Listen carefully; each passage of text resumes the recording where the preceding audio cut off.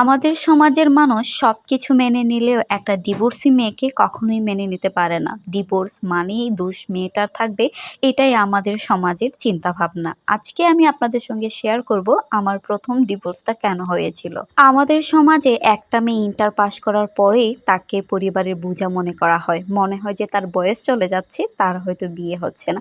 আমার সঙ্গেও তার ব্যতিক্রম হয়নি। যখন আমি ইন্টার পাস করলাম তখন আমার ফ্যামিলিও চাইতো আমার যেন খুব তাড়াতাড়ি বিয়ে হয়ে যায়। তার জন্য একের পর এক আমাকে পাত্রী দেখিয়ে চলেছিল তারা। কোনো না কোনো কারণে ওই বিয়েগুলা হয় নাই। যার ভাগ্যে যখন বিয়ে আছে তখনই তো হবে। আমি যখন অনার্স সেকেন্ড ইয়ারে উঠি তখন আমাকে একদিন পাত্রপক্ষ দেখতে আসলো। মূলত পাত্রের মা বাবার আমাকে খুব পছন্দ হয়েছিল।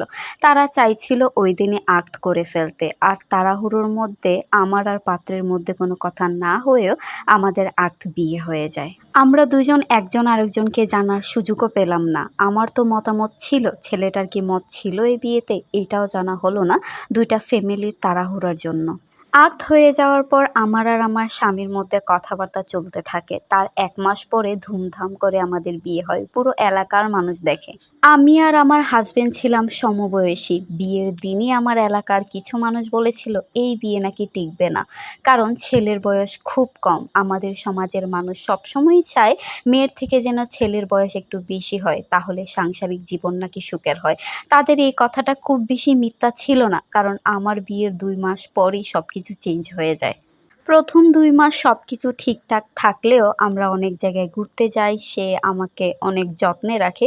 ওর যত্ন করা দেখে নিজেকে খুব লাকি মনে হচ্ছিল, আর ভাবতেছিলাম যে এলাকার মানুষকে সবাইকে আমি ভুল প্রমাণিত করে দেব, আমার হাজবেন্ড তো আমাকে এত ভালোবাসে।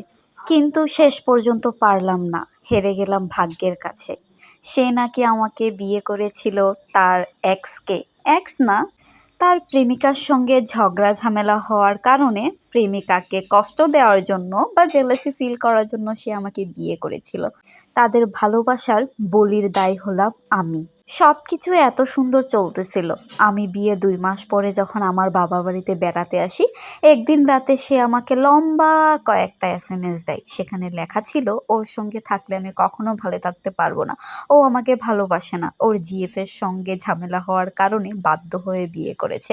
ওর মা-বাবা নাকি ওকে জোর করে বিয়ে করিয়েছে। অথচ আমাদের আক্ট হয়ে যাওয়ার পর ১ মাস পরে ধুমধাম করে আমাদের বিয়ে হয়।